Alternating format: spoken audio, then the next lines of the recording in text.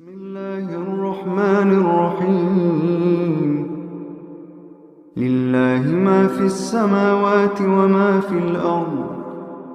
لله ما في السماوات وما في الأرض لله ما في السماوات وما في الأرض وإن تبدوا ما في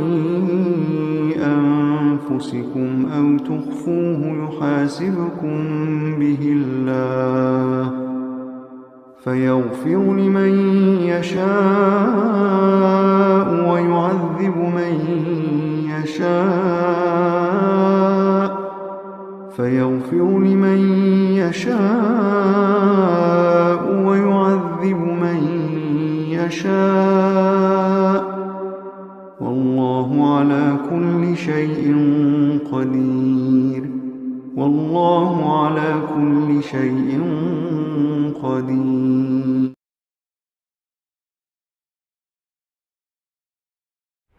الحمد لله نحمده ونستعينه ونستغفره ونؤمن به ونتوكل عليه ونعوذ بالله من شرور أنفسنا ومن سيئات أعمالنا من يهده الله فلا مضل له ومن يضلل فلا هادي له ونشهد أن لا إله إلا الله وحده لا شريك له ونشهد أن محمدا عبده ورسوله. أعوذ بالله من الشيطان الرجيم. بسم الله الرحمن الرحيم. يا أيها الذين آمنوا لا يسخر قوم من قوم عسى أن يكونوا خيرا منهم ولا نساء من نساء عسى أن يكن خيرا منهن ولا تلمزوا أنفسكم ولا تنابزوا بالألقاب بئس الاسم الفسوق بعد الإيمان ومن لم يتب فأولئك هم الظالمون. سورۃ الحجرات کی آیت نمبر 11 جو کہ پارہ نمبر 26 میں ہے، یہ آپ کے سامنے تلاوت کی ہے. پچھلی نشست میں بھی اسی سورت کی کچھ آیات ذکر کر کے ان کا ترجمہ اور ان کی تفسیر ہوئی تھی. اللہ تبارک و تعالیٰ نے پہلے اس آیت میں حضور صلی اللہ علیہ وسلم کے آداب کو ذکر کیا کہ آپ صلی اللہ علیہ وسلم کے سامنے بات کیسے کرنی ہے، کتنی آواز میں بات کرنی ہے، کیا آداب ہیں حضور صلی اللہ علیہ وسلم سے بات کرنے کے، اور پھر اسی طرح معاشرے میں ایک دوسرے کے ساتھ کیسے زندگی گزارنی ہے، جس کو سیاست مدنیہ کہتے ہیں. سیاست مدنیہ کہ جب آپ شہر میں رہتے ہیں تو ایک دوسرے کے ساتھ آپ بیہیو کیسے کرتے ہیں یا کیسے کرنا چاہیے. تو یہ تمام آیتیں حقوق العباد سے متعلق تھیں، جیسا کہ چل رہا ہے. 2-3 نشست سے ریگولر مضمون اسی بارے میں چل رہا ہے کہ ایک مسلمان سے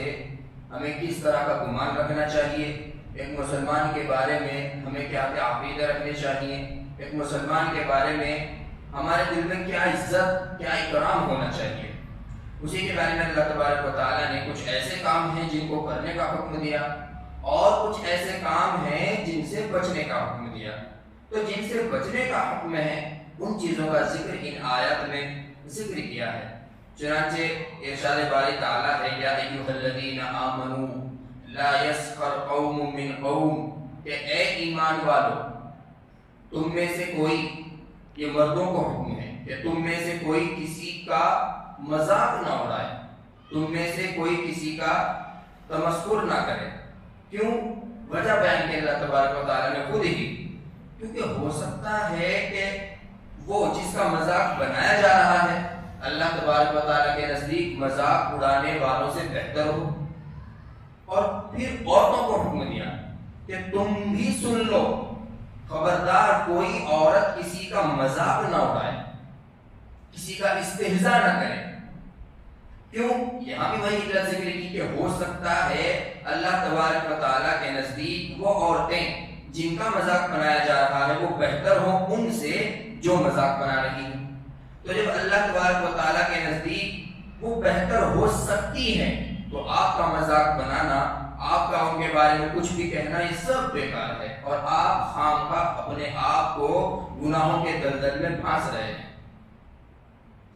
کس کو کہتے ہیں لا یسخر؟ تمسخر کس کو بولتے ہیں؟ کسی انسان کے اندر کوئی عیب ہو، کسی انسان کے اندر کوئی نقص ہو، کسی انسان کے اندر کوئی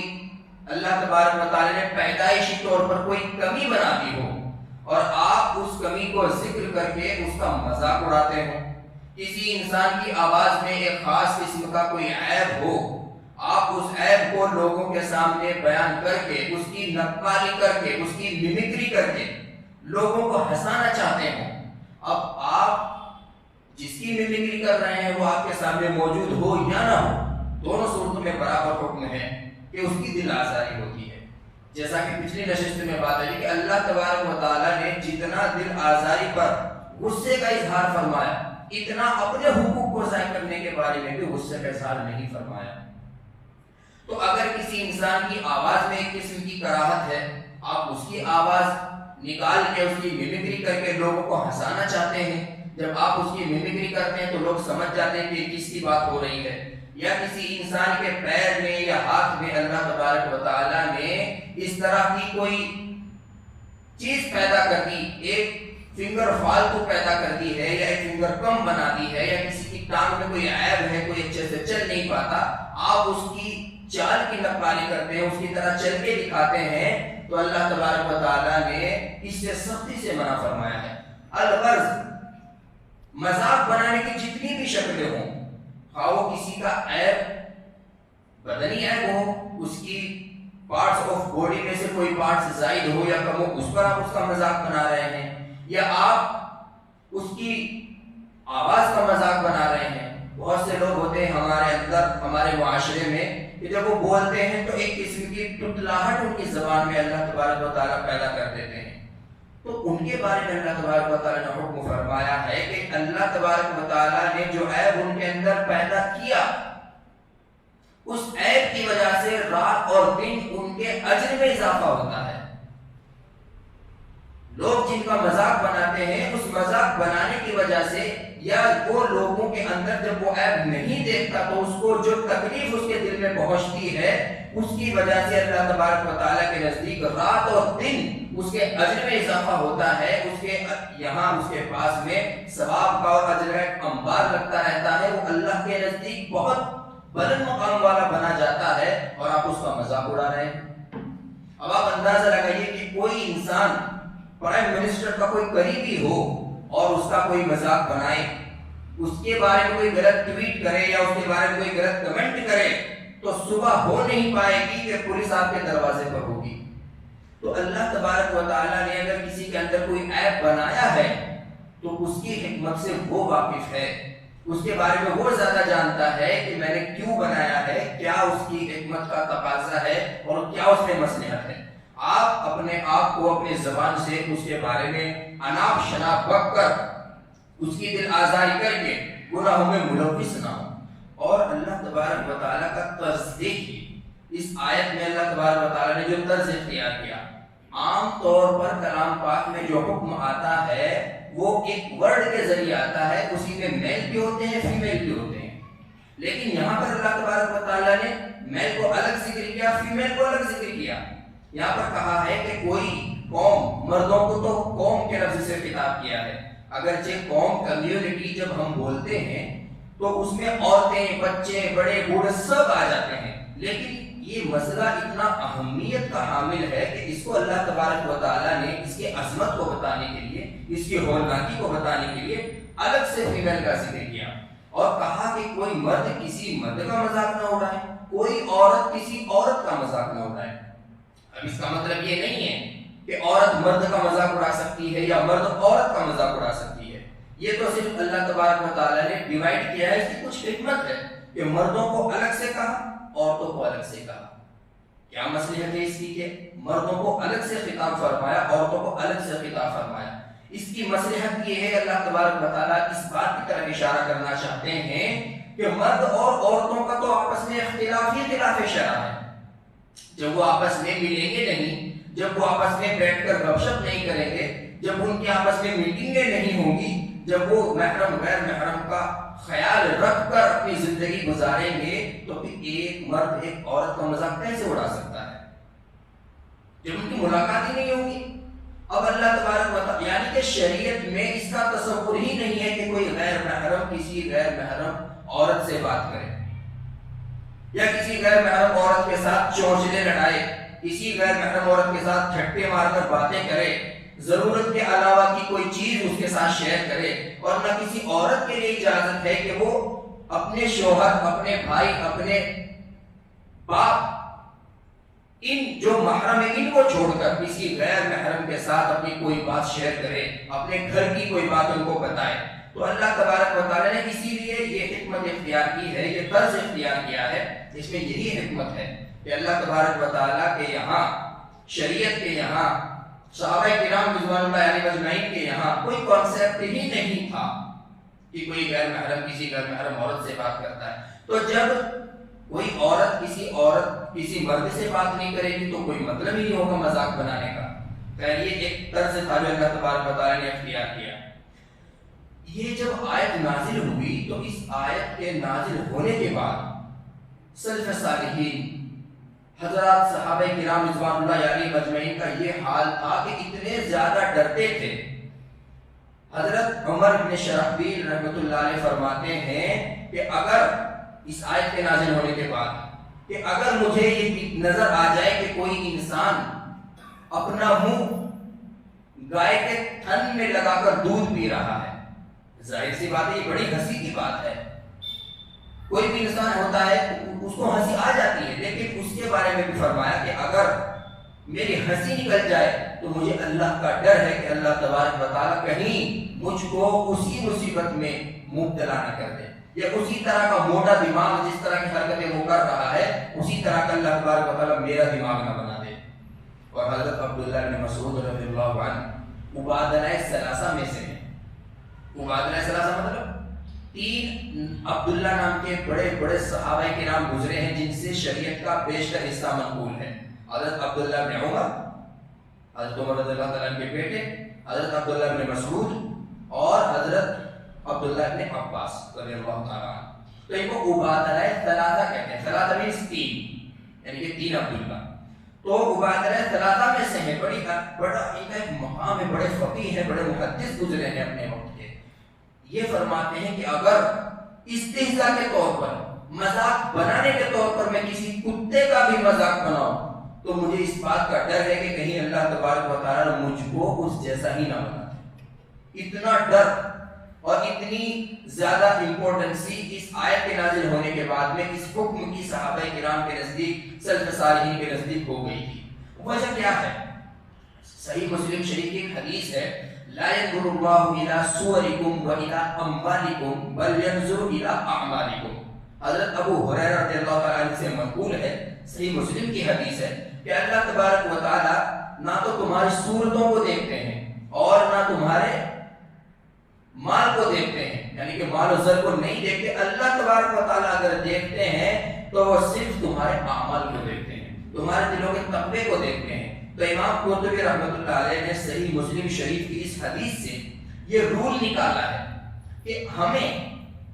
کسی شخص کے بارے میں، کسی بھی شخص کے بارے میں، وہ چاہے کالا ہو، چاہے گورا ہو، چاہے امیر ہو، چاہے غریب ہو، کسی بھی شخص کے بارے میں پرسنلی اٹیک کرنے کا کوئی حق نہیں پہنچتا، کیونکہ اللہ تبارک و تعالیٰ نے صاف فرما دیا کہ اللہ تبارک و تعالیٰ صرف دلوں کے حال سے واقف ہے اور اسی سے ان کو مطلب ہے، دلوں کے تقوی سے اللہ تبارک و تعالیٰ کو مطلب ہے۔ نہ وہ صورت دیکھتے ہیں اور نہ وہ تمہارے مال دولت کو دیکھتے ہیں، نہ ان کے یہاں غریب زیادہ اہمیت کا حامل، نہ امیر زیادہ اہمیت کا حامل، نہ مرد کی زیادہ چڑھتی، نہ عورت کا کوئی زیادہ مقام۔ اگر مقام ہے تو وہ صرف اور صرف تقوی کا ہے، اعمال کا ہے، جس کے جتنے اچھے عمل ہوں گے اللہ تبارک و تعالیٰ کے یہاں وہ اتنا ہی زیادہ اعلیٰ ہے۔ تو اسی لیے بیجا کسی کا تمسخر کرنا، بیجا کسی کا مذاق بنانا، اور مذاق کبھی کبھی کنکھیوں سے بھی ہوتا ہے، جیسے 2 آدمی آپس میں بیٹھے ہیں اور کوئی تیسرا گزرے تو اس کی طرف اشارہ کرتے ہیں آنکھوں سے، کیونکہ اگر بولیں گے تو وہ پلٹ کے منہ پہ مار دے گا، تو آنکھوں سے بات کرتے ہیں اس کا مذاق بنانے کے لیے، یا کسی ایسے گناہ کی طرف اشارہ کرتے ہیں جو اس بیچارے سے غلطی سے سرزد ہو گیا تھا اب آپ کیا جانتے ہیں کہ اللہ تبارک و تعالیٰ سے اس نے معافی مانگ لی ہو اور وہ زمین کے اوپر جب چل رہا ہے وہ گناہوں سے پاک ہے اور آپ اس کی طرف اشارہ کر کے گناہوں میں خام کا مبتلا ہو رہے ہیں؟ تو اس لیے اللہ تبارک و تعالیٰ نے کسی کو حکم دیا ہی نہیں، کسی کو اجازت نہیں دی کہ کسی مسلمان کے بارے میں برا گمان رکھیں، اچھا گمان رکھنے کی اور سب سے اچھا سلوک کرنے کی ہدایت ہے، تاکہ اللہ تبارک و تعالیٰ کے نزدیک اگر اس کا درجہ بلند آپ سے زیادہ ہو تو اس کا احترام کرنے کا آپ کو الگ سے ثواب ملے، اور اگر اللہ تبارک و تعالیٰ کے یہاں اس کا درجہ تم سے کم ہو تو تمہاری تواضع کا، تمہاری عاجزی و انکساری کا ثواب آپ کو الگ سے ملے۔ دوسرا حکم کیا ہے؟ اس آیت میں 3 چیزوں سے منع فرمایا، کوئی کسی کا مذاق نہ بنائے، دوسرا اس میں لمس ولا تلمسوا انفسکم، اور ایک کلام پاک کا طرز دیکھیے، اگر غور کرتے تو مزہ آتا ہے، ولا تلمسوا انفسکم، اور اپنے آپ پر عیب نہ لگاؤ۔ اپنے آپ پر کون عیب لگاتا ہے؟ کون کسی میں کمی نکالتا؟ اپنے آپ میں کمی کون نکالتا ہے؟ مطلب یہ ہے اللہ تبارک و تعالیٰ نے یہ طرز اس لیے اختیار کیا کہ جب تم کسی مسلمان بھائی کو تکلیف پہنچا رہے ہو، کسی مسلمان بھائی پر عیب لگا رہے ہو، تو یہ سمجھے کہ اپنے آپ پر لگا رہے ہو۔ جس طرح اللہ تبارک و تعالیٰ نے کہا وَلَا تَقْتُلُوا أَنفُسَكُمْ، کہ اپنے آپ کو قتل نہ کرو۔ کیا مطلب اپنے آپ کو قتل کرنے کا؟ یعنی اگر تم کسی مسلمان کو قتل کرو گے تو یا تو بدلے میں قتل کر دیے جاؤ گے، اور اگر بدلے میں قتل نہ بھی کیے گئے تو سمجھ جائیے کہ آپ نے پوری انسانیت کا قتل کر دیا، کیونکہ جب آپ نے اپنے مسلمان بھائی ہی کو نہیں بخشا تو آپ پھر بخشیں گے کس کو؟ تو اسی لیے اللہ تبارک و تعالیٰ نے یہ طرز اختیار کیا محبت جتانے کے لیے، لوگوں کو برائیوں سے روکنے کے لیے۔ یعنی اگر تم کسی میں عیب نکال رہے ہو تو یا تو وہ آپ کے اندر عیب نکالے گا، اور اگر اس نے آپ کے اندر عیب نہیں بھی نکالا تو جو عیب آپ نے اس کے لیے نکال دیا، جو بات آپ نے اس کے حق میں کہہ دی، وہ لوگوں میں وائرل ہو جائے گی، وہ لوگوں میں پھیل جائے گی، اور جب لوگوں میں پھیل جائے گی تو بہت سارے انسان اس عیب کی وجہ سے اس پر غلط کمنٹ کریں گے، تو گویا کہ آپ نے ایک مسلمان بھائی کو تکلیف پہنچا کر ایسے ہی غلط کام کیا ہے جیسا کہ خود اپنے بارے میں وہ کام کر کے آپ کو غلطی کا احساس ہوتا۔ تو اسی لیے اللہ تبارک و تعالیٰ نے کہا وَلَا تَلْمِسُوا أَنفُسَكُمْ، کہ تم اپنے آپ کو عیب نہ لگاؤ، اپنے آپ میں نقص نہ نکالو۔ اور چوتھی بات ہے وَلَا تَنَابَزُوا بِالْأَلْقَابِ، اور ایک دوسرے کو برے لقب سے نہ پکارو، ایک دوسرے کو برے لقب سے نہ پکارو۔ یہ ایک انصاری صحابی ہے، وہ کہتے ہیں کہ یہ آیت انصار جب حضور صلی اللہ علیہ وسلم ہجرت کر کے مدینہ چلے گئے تو انصار میں کچھ اس طرح کے لقب، کچھ اس طرح کے نک نیم پائے جاتے تھے جو بہت برے ہوتے تھے، سننے میں بڑے عجیب لگتے تھے اور انسان کو غصہ آ جاتا تھا۔ لیکن حضور صلی اللہ علیہ وسلم کو زیادہ علم نہیں تھا، ان کے ریل نیم کو حضور صلی اللہ علیہ وسلم کو زیادہ پتہ نہیں تھا، تو آپ صلی اللہ علیہ وسلم بھی کبھی کبھی ایسے ہی بول دیا کرتے تھے، کسی کو بول دیا کرتے تھے او کالو، کسی کو کچھ بول دیا کرتے تھے، سمجھتے تھے کہ یہی ان کے نام ہیں۔ تو صحابہ کرام رضوان اللہ علیہ مجمعین نے فرمایا کہ یا رسول اللہ یہ تو انسان اس نام کا برا مانتا ہے، تو آپ صلی اللہ علیہ وسلم کہتے کہ پھر ہمیں تو اطلاع نہیں ہے ان کے کیا نام ہے۔ تو یہ آیت نازل ہوئی کہ کسی کو اس کے برے نام سے مت پکارو۔ تو وہاں پر رواج تھا کہ اصل نام چھوڑ کر بہت سی غلط چیزیں پھیلی ہوئی تھی جن کی وجہ سے سننے والے کو بہت عجیب لگتا تھا۔ اب آپ اندازہ لگائیے کہ اگر کسی انسان کے اندر کوئی عیب ہے، یا تو عیب ہے یا عیب نہیں ہے، اگر عیب اس کے اندر وہ نہیں ہے اس کے باوجود آپ اس کو کہہ رہے ہیں او کانے، یا او کچھ اور بول رہے ہیں، اس کو بوڑھا بول رہے ہیں، آپ گونگا اس کو بول رہے ہیں، تو یہ الزام ہے، الزام کا الگ سے گناہ ہے۔ اور اگر اس کے اندر وہ عیب ہے تو اس عیب کو سن کر اس کی دل آزاری ہوگی۔ بھئی اندھا کب چاہتا ہے کہ اس کو اندھا کہا جائے؟ کانا یہ کب سوچتا ہے کہ اس کو کانا کہا جائے؟ اس طرح گونگا کب چاہتا ہے کہ اس کو گونگا کہا جائے؟ ہر انسان یہ چاہتا ہے کہ میں صاف ستھرا بن کے رہوں،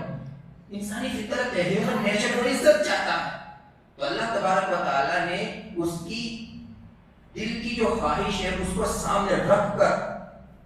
منع فرمایا ہے کہ مت برے نام سے پکارو،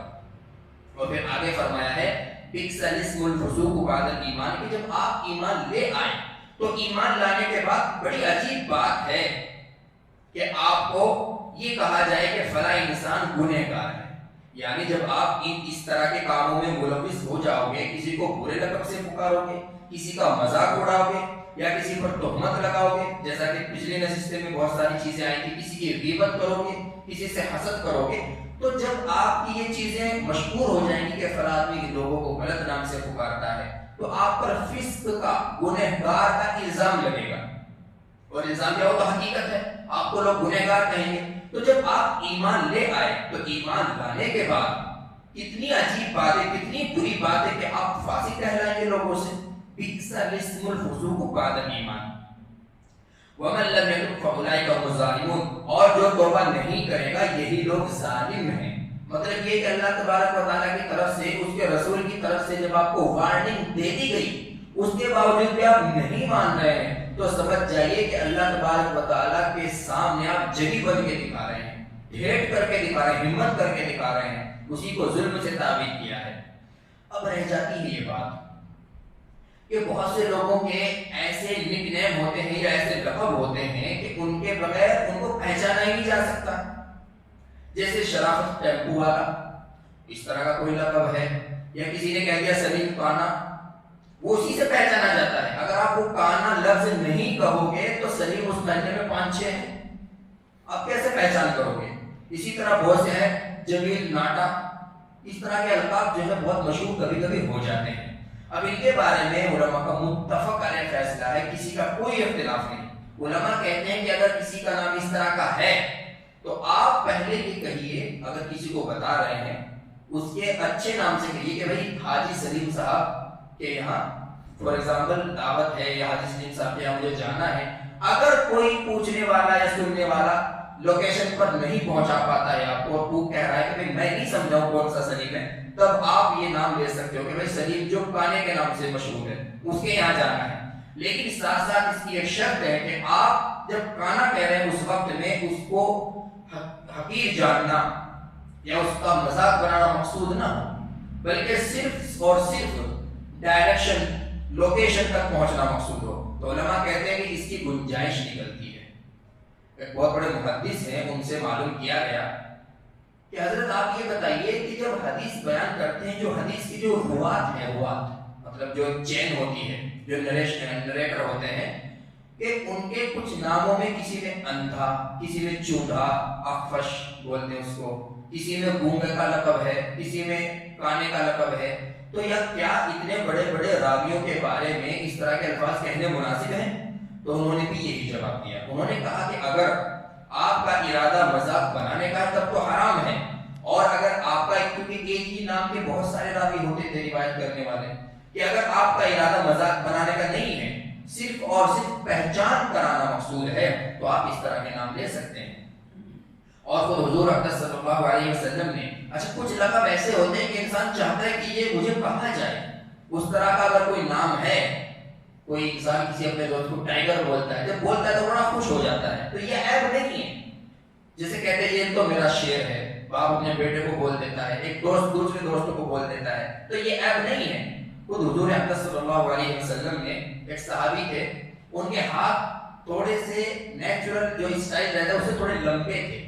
تو ان کو ذوالیدین بولتے تھے۔ ذوالیدین دو ہاتھ والا، دو ہاتھ والے تو سبھی ہوتے ہیں، پھر ان کو کیوں بولتے تھے؟ اس لیے بولتے تھے کہ ان کے ہاتھ ضرورت سے تھوڑے سے زیادہ لمبے تھے، تو ذوالیدین بولتے تھے۔ اسی طرح حضور اقدس صلی اللہ علیہ وسلم حضرت ابو بکر صدیق رضی اللہ تعالیٰ عنہ کو ایک تو صدیق بھی آپ صلی اللہ علیہ وسلم نے لقب دیا، اور ایک عتیق بھی کہتے تھے، عتیق۔ اسی طرح حضرت عمر فاروق رضی اللہ تعالیٰ عنہ کے بارے میں تو مشہور ہے کہ جب وہ اسلام لے آئے تو حضرت صحابہ کرام رضوان اللہ علیہ مجمعین کی مجلس تھی، اسی میں اللہ کے رسول صلی اللہ علیہ وسلم نے ان کو فاروق کہا تھا۔ فاروق فرق کرنے والے، کفر اور شرک کے درمیان، اسلام کے درمیان فرق کرنے والے، تو یہ اچھا لقب ہے، اس کو کون برا سمجھے گا۔ اسی طرح اپنے چچا کی بہادری دیکھتے ہوئے حضرت حمزہ رضی اللہ تعالیٰ عنہ کو حضور اقدس صلی اللہ علیہ وسلم نے اسد اللہ کہا، اسد اللہ، اللہ کا شیر، تو یہ کس کو برا لگے گا؟ آپ بھی کہہ سکتے ہیں کسی کو بھی۔ اور اسی طرح حضرت خالد بن ولید جو حضور صلی اللہ علیہ وسلم کے چچا حضرت سفیان کے بیٹے ہیں، جو فتح مکہ کے بعد ایمان لائے، تو ان کو آپ صلی اللہ علیہ وسلم نے سیف اللہ کا لقب دیا، اللہ کی تلوار۔ مطلب یہ ہے کہ اللہ تبارک و تعالیٰ نے ان کو ایک خاص قسم کی طاقت دی ہے، ایسا لگتا ہے کہ اللہ تبارک و تعالیٰ کی تلوار ہے۔ تو رول یہی بنا، اگر کوئی لفظ ایسا ہے آپ کو لگ رہا ہے کہ اس سے بے عزتی سامنے والے کی ہو سکتی ہے تو آپ اس سے باز رہیے، اور اگر آپ کو لگ رہا ہے کہ یہ انسان اس لفظ سے، اس ٹائٹل سے، اس نک نیم سے، اس لقب سے، اس کنیت سے خوش ہوتا ہے تو آپ اس کو کہہ سکتے ہیں، جبکہ آپ کا ارادہ مذاق بنانے کا نہ ہو۔ ایک بہت پتلا سا آپ کا دوست ہے، آپ اس کو ٹائگر بولتے ہیں، شیر افزائی سے بعد اس کا مذاق بنانے کے لیے بولتے ہیں، اب وہ صحیح سے بیچارہ چل بھی نہیں پاتا، آپ اس کو بول رہے ہیں کہ یہ تو کھلی ہے، تو اس سمجھ جائیے کہ آپ کی نیت اس کی حوصلہ افزائی کرنے کی نہیں ہے، اس کا مذاق بنا رہے ہیں آپ۔ یا کسی بہت موٹے انسان کو جو اللہ تبارک و تعالیٰ نے جس کو اچھی خاصی صحت عطا فرمائی، آپ اس کو سکا بولتے ہیں، سکا یا لکڑی بولتے ہیں اس کو، تو یہ بھی غلط ہے، تو اس کا مطلب آپ اس کی مذاق بنا رہے ہیں۔ تو اس آیت میں اللہ تبارک و تعالیٰ نے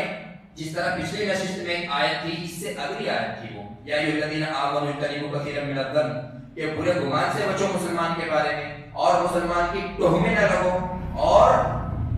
مسلمان ایک دوسرے کی غیبت نہ کرے۔ اور پھر فرمایا تھا کہ کیا تم میں سے کوئی چاہتا ہے کہ اپنے مردار بھائی کا گوشت کھائے؟ تو تین چیزوں سے روکا تھا، یہاں بھی تین چیزوں سے روکنے کا حکم فرمایا ہے۔ ایک تو کسی کا مذاق نہ بنائیں، ایک خامخواہ کسی پر عیب نہ لگائیں۔ اچھا یہ جو استہزاء ہوتا ہے عیب اس میں بھی لگایا جاتا ہے، لیکن اس میں جو آپ عیب لگا رہے ہیں یا نکال رہے ہیں یہ مذاق بنانے کے لیے ہوتا ہے۔ اور وَلَا تَلْمِزُوا أَنفُسَكُم میں جو عیب ہوتا ہے یہ مذاق بنانے کے لیے نہیں ہوتا، یہ اس کو رسوا کرنے کے لیے، اس کو نیچا دکھانے کے لیے، اس کو چار آدمیوں میں ذلیل کرنے کے لیے ہوتا ہے۔ حضرت عبداللہ بن عباس رضی اللہ عنہ بہت بڑے مفسر ہیں، وہ کہتے ہیں کہ وَلَا تَنَابَزُوا بِالْأَلْقَابِ،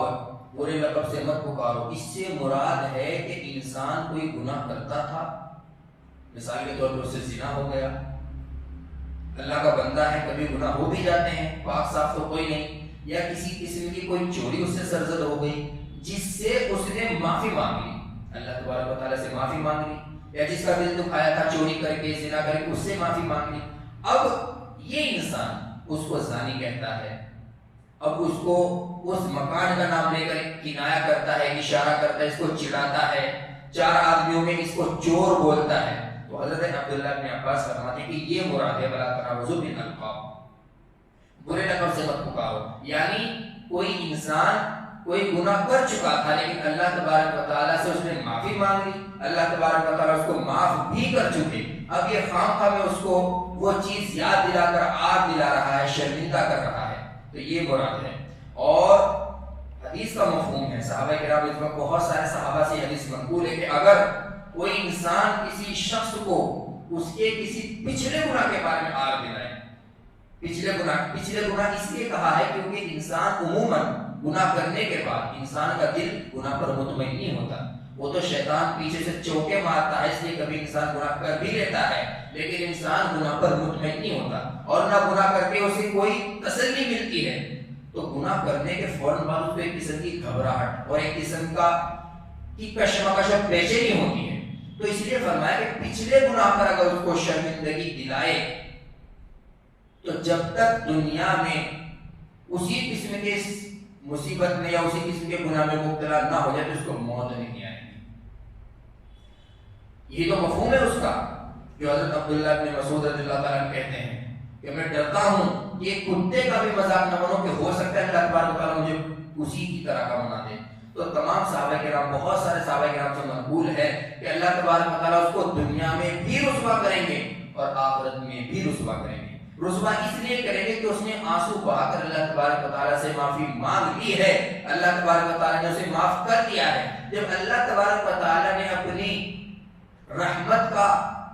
سرٹیفکیٹ اس کو دے دیا تو آپ ہوتے کون ہو کہ اس کے سرٹیفکیٹ پر سوال اٹھاؤ کہ کہاں کی ٹی سی ہے تمہارے پاس، یہ کیسا سرٹیفکیٹ ہے تمہارے پاس؟ تو اس لیے اللہ تبارک و تعالیٰ اس طرح کے حرکتوں سے بہت زیادہ ناراض ہوتے ہیں۔ تو اقرار مسلم پر اللہ تبارک و تعالیٰ نے بہت زور دیا ہے۔ یہ چھوٹی چھوٹی چیزیں ہیں جن سے نہ بچ کر، جن میں ملوث ہو کر بڑے بڑے گناہ اپنے سر اکٹھا کرتے رہتے ہیں۔ چھوٹی چھوٹی چیزیں، بڑے بڑے گناہ ہم سے عموماً اس لیے بھی نہیں ہوتے کہ ان کا سب کو پتا ہے کہ بھئی یہ گناہ ہے، لیکن کچھ چیزیں معاشرے میں آج کل ایسی پھیل گئی ہیں کہ ان کو انسان گناہ سمجھتا ہی نہیں. دو انسان کھڑے ہیں، تیسرے کا مذاق بنا کے چل دیے اور یاد ہی نہیں رہا کہ ہم کیا کر کے گزرے ہیں. اب روزے میں اشر لگ رہا ہے، پتا کہ اس کا بڑا دل دکھا تھا یا وہ گھر جا کے رونے لگا تھا. تو اس طرح کی سب چیزیں ہوتی ہیں. اللہ تبارک و تعالیٰ ایک مسلمان کو دوسرے مسلمان کا ادب، احترام اور اکرام کرنے کی توفیق عطا فرمائے، اور ایک مسلمان کا درجہ جو اللہ تبارک و تعالیٰ کے نزدیک ہے اس کو پہچاننے کی توفیق عطا فرمائے. دعا فرمائے. درود شریف. اللهم صل على سيدنا ومولانا محمد وبارك وسلم. ربنا آتنا في الدنيا حسنة وفي الآخرة حسنة وقنا عذاب النار. ربنا تقبل منا إنك أنت السميع العليم وتب علينا إنك أنت التواب الرحيم. یا اللہ ہمارے تمام صغیر اور کبیرہ گناہوں کو معاف فرما. یا اللہ آگے کے لیے بچنے کی توفیق اور ہدایت عطا فرما. یا اللہ پکی سچی توبہ کرنے کی توفیق عطا فرما. یا اللہ مسلمانوں کے حال پر رحم فرما، مسلمانوں کی مدد فرما. یا اللہ موجودہ حالات میں مسلمان کشمکش کا شکار ہیں. یا اللہ ہم جانتے ہیں سب کچھ ہماری کوتاہی، غفلت، نمازوں میں سستی، ایک دوسرے کا حق ادا نہ کرنے کی وجہ سے ہم پریشان ہیں. مولا کریم ہمارے اس جرم عظیم کو معاف فرما، اور جہاں جہاں مسلمان پریشان ہیں ان کی پریشانی کو دور فرما. ان کو ایمان پر ہمت، حوصلہ اور استقامت عطا فرما. یا اللہ دشمنوں کو ہدایت عطا فرما، ورنہ ان کا انتظام فرما. اللہ ہمارے مدارس، مکاتب، خانقاہوں کی تبلیغی جماعتوں کی حفاظت فرما. یا اللہ یہاں جتنے لوگ آپ کا کلام پاک، اس کی تفسیر، اس کا ترجمہ سننے کے لیے آپ کے کلام پاک کی محبت میں شریک ہوئے، یا اللہ ان کی سبوں کی جائز تمناؤں کو، جائز مرادوں کو پورا فرما. یا اللہ جو کچھ سنا ہے اس پر عمل کرنے کی توفیق عطا فرما. یا اللہ جو کچھ مانگا ہے وہ بھی عطا فرما، جو مانگنے سے رہ گیا لیکن ہمیں وہ چاہیے کہ ہمارے مناسب ہے، یا اللہ وہ بھی عطا فرما. یا اللہ بن مانگے عطا فرما، مولا بن مانگے عطا فرما. یا اللہ جن کے یہاں اولاد نہیں ہے ان کے یہاں نیک صالح اولاد پیدا فرما. جن کے یہاں اولاد ہیں ان کے اولاد کو نیک اور فرما بردار بنا. سبحان ربک رب العزت عما یصفون وسلام علی المرسلین والحمد للہ.